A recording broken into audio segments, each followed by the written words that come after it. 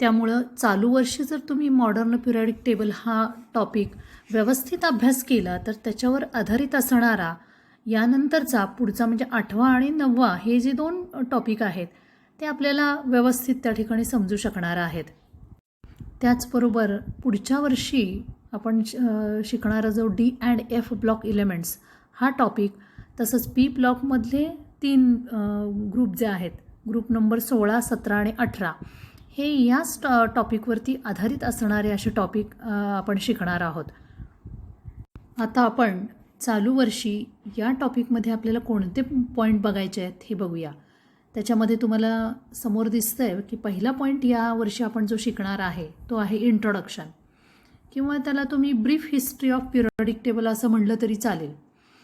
कारण 10वीमध्ये तुम्ही ह्या सगळ्या गोष्टी शिकलेल्या आहात, त्याची आपण ओझरती उजळणी त्या ठिकाणी करणार आहोत की पिरियडिक टेबल कुणी तयार करण्यामध्ये त्या ठिकाणी मोठं योगदान दिलेलं आहे, ते शास्त्रज्ञ कोणते, याच्या संदर्भातली जी हिस्ट्री आहे ती आपण याच्यामध्ये बघणार आहोत. त्याच्यानंतरचा दुसरा पॉईंट आहे तो structure of modern periodic table, किंवा ज्याला आपण structure of long form of periodic table असं म्हणतो आहे.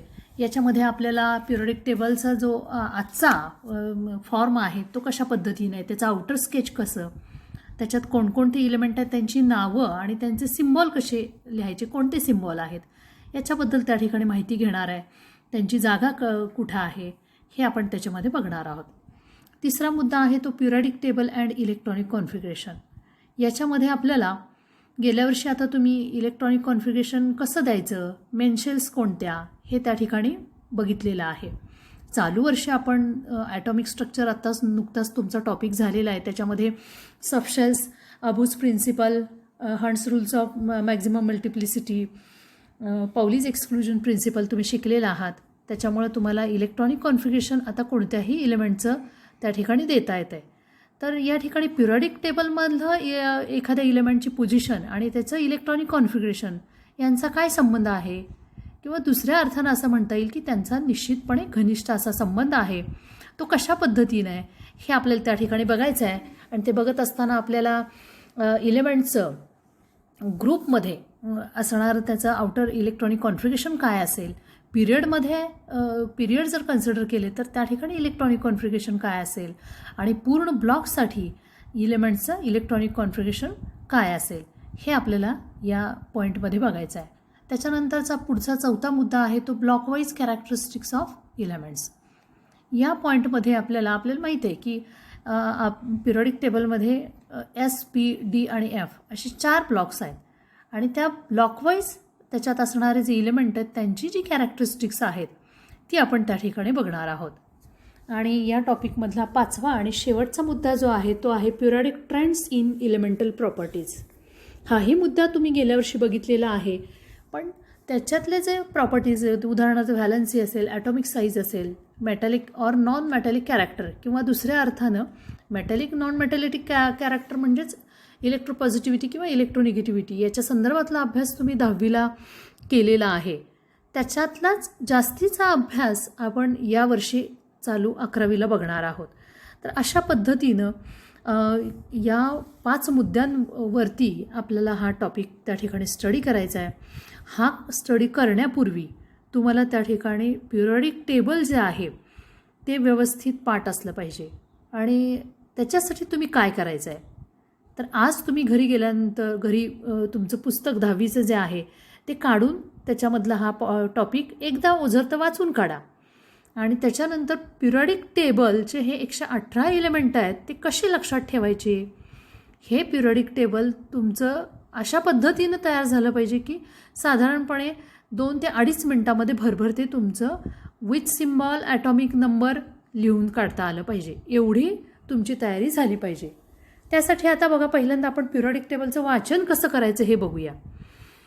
आता आपल्याला माहिती आहे की पिरियडिक टेबलच्या डाव्या भागामध्ये लेफ्ट साईडला आपण ज्याला एस ब्लॉक म्हणतो त्याच्यामध्ये ग्रुप पहिला आणि दुसरा येतो. हे दोन्ही ग्रुप तुम्ही गेल्या वर्षी 10वीला व्यवस्थित अभ्यासलेले आहेत.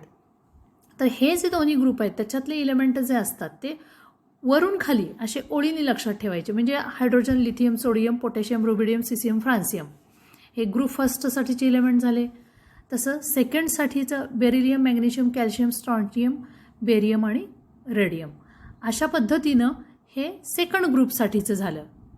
याच पद्धतीनं हॅलोजन फॅमिलीसाठी म्हणजेच ग्रुप नंबर 17 आणि 18 म्हणजे ज्याला आपण नोबल गॅसेस म्हणतो ते इलेमेंटसुद्धा असे उभे लक्षात ठेवायचे. म्हणजे हॅलोजन फॅमिलीसाठी तुम्ही कसं पाठ कराल?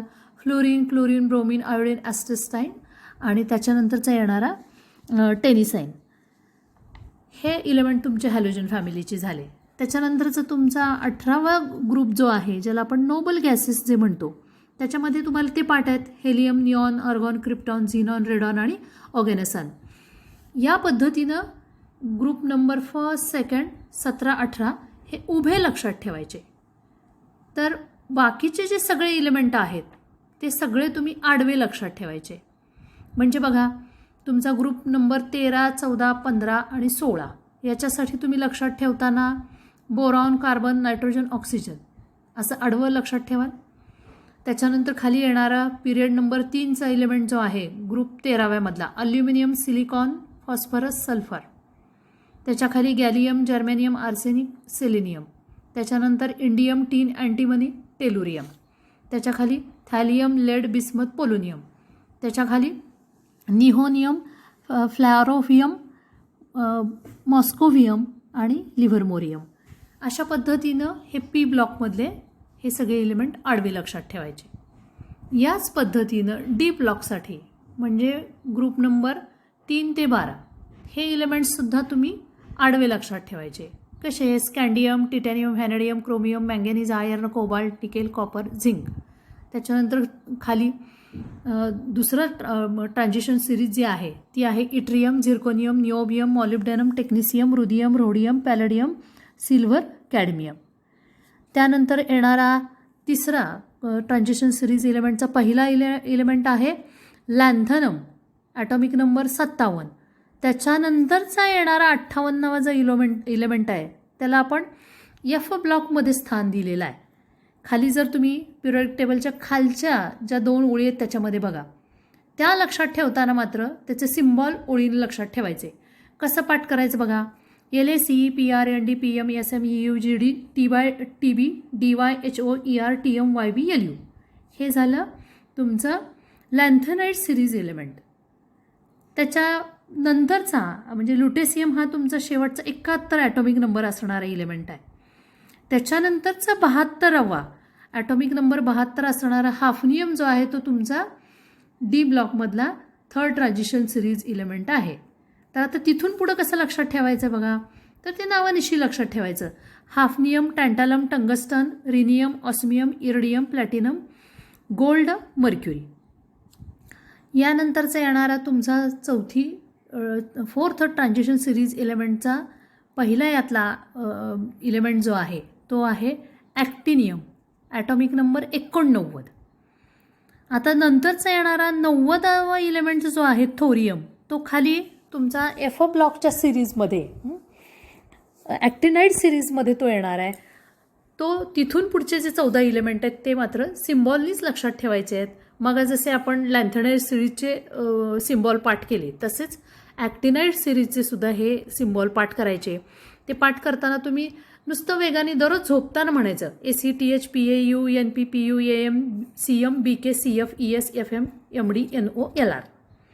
तर अशा पद्धतीने हे ॲटॉमिक नंबर 90 ते 103 हे तुमचे 14 इलेमेंट या ठिकाणी ॲक्टिनाइट सिरीजमधले या ठिकाणी या पद्धतीनं पाठ करायचे आहेत. आता ॲटॉमिक नंबर 104 हा तुम्ही पुन्हा ट्रान्झिशन सिरीजमध्ये येणार आहात. त्या ठिकाणी ट्रान्झिशन सिरीजमध्ये तुम्हाला रुदरफोर्डियम दिसतोय 104. रुदरफोर्डियम, ड्युबनियम, सेबर्जियम, बोरियम, हॅशनियम, मेटनेरियम, डिस्पोर्जियम, रॉन्टेंजियम आणि कोपर्निसियम. तर या पद्धतीनं हे तुम्हाला आडवे फोर्थ ट्रान्झिशन सिरीज इलेमेंटचे 10 इलेमेंट या ठिकाणी पाठ करता येईल. तर अशा पद्धतीनं फक्त ग्रुप 1, 2, 17, 18 ह्या 4 ग्रुपचे इलेमेंट तुम्ही उभे पाठ करायचे आहेत. बाकी सगळ्या ग्रुपसाठीचे तुम्ही इलेमेंट हे आडव्या पद्धतीनं पाठ करायचे आहेत. आणि हे सरावानं तुम्ही करून करून तुम्हाला सहजपणे एक 2 ते 2.5 मिनटामध्ये पिरियडिक टेबल लिहिता येतं. तर आज तुम्ही हा सराव करायचा आहे. किमान सिम्बॉल जे आहेत ते नजरेखालून 4 वेळा घाला. या पद्धतीनं म्हणून बघा आणि न बघता हे 118च्या 118 एलिमेंट लिहिण्याचा तुम्ही आज सराव करायचा आहे. शिवाय 10वीचं जे तुमचं पिरियडिक टेबल आहे तो टॉपिक तुम्ही तिथं पण तुमचा 2 नंबरचा टॉपिक आहे तो तुम्ही आज काढून एकदा वाचून काढायचा आहे. तर एवढा होमवर्कसाठी म्हणून तुम्ही घरी करायचा आहे. याच्यानंतरचा जो भाग आहे ते आपण पुढच्या तासाला लेक्चर्सला बघूया. तोपर्यंत तुम्ही घरीच राहा, सुरक्षित राहा. डिजिटल स्क्रीनचा वापर फक्त आणि फक्त अभ्यासासाठीच करा. Have a nice day.